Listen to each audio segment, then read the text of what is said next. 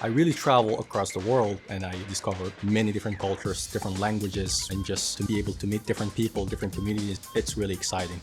Hi, I'm Riley, and I'm on a mission to talk to as many engineers as I can about their lives designing the world around us. Today, I'm talking to an engineer who has traveled all around the world. I want to find out what his job is like and how he engineered his future. Ready? Let's go. Hi, Adam. Hello, Riley. So I've heard that you've traveled to many countries around the world. Tell me about the coolest places you've went. So my two favorite spots is really maybe Egypt and Dubai. Egypt, where really I had the chance to see the pyramids and just kind of learn about ancient culture there. And Dubai, we just had the chance to explore the culture, learn the language. So we really had a blast.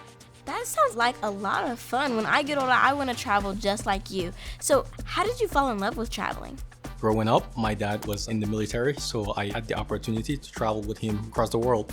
I'm originally from Chad in Central Africa, but I spend my time traveling to a lot of countries in North Africa. I traveled to Europe as well. I mean, you name it, I've traveled really to many countries across the world. That is great. Thanks to your dad, you're really into traveling now, but I also heard that you travel a lot for work. So can you tell me about that? Yes, I do. So I work at AES. AES is an energy company, and its mission is to accelerate the future of energy together, which is really about transitioning the energy industry from fossil fuels to using clean and renewable energy. And I'm Director of Innovation and New Technologies.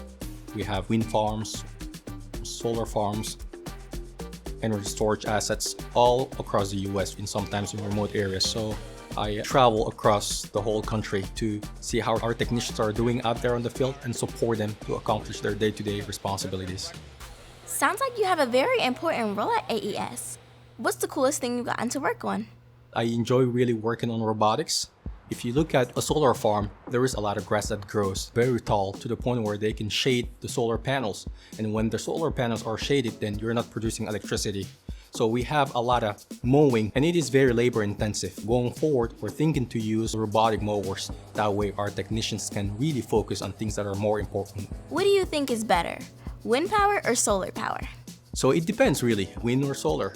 You may need both, and in fact you may need a third component. If you look at either wind or solar, they're what we call intermittent assets, meaning that you can produce electricity for the wind turbine only when the wind is blowing, or for the solar panels only when the sun is shining. So you need both.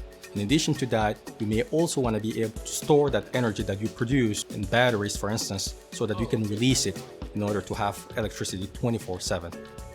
When you're not researching, what do you like to do for fun? I really just like to spend time with my family, my lovely wife and my 3 kids, do a lot of outdoorsy stuff. I'm also really learning how to dance. My wife is teaching me how to dance salsa, bachata, merengue. This is it's quite intensive, but it's really fun. So do you have a big family? I do. I'm the oldest of 10 siblings. I was one of those fortunate really to have had parents that helped me really get a good education. But a lot of people there are not fortunate to get a good education. So I spend a lot of time learning about how to help others within our communities. So how can you help people in Chad if you're here in the US? I travel back to Chad every year. My family is still in Chad, so I go back, I communicate on a daily basis with them. Was it ever a struggle when it came to moving to the US? It wasn't necessarily a struggle because I really traveled the world growing up, but it was the first time leaving my family completely and coming to live in a country where I didn't have much of a family. But very quickly, I made a lot of friends and really built up a family away from home. So how did you figure out that engineering was for you? Very early in my life, I enjoyed thinking about making things easy, making things simpler, what we call optimization. I liked science, I love math. Math was really my favorite subject. So how did you fall in love with math and how did it help you with engineering now? I just had a great teacher that just made math so fun and I became addicted to math.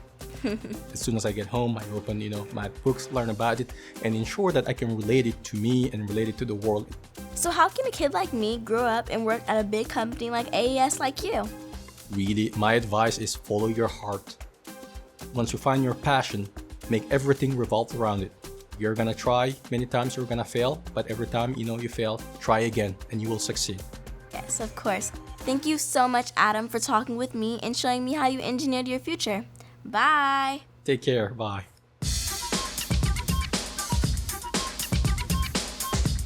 Mission accomplished.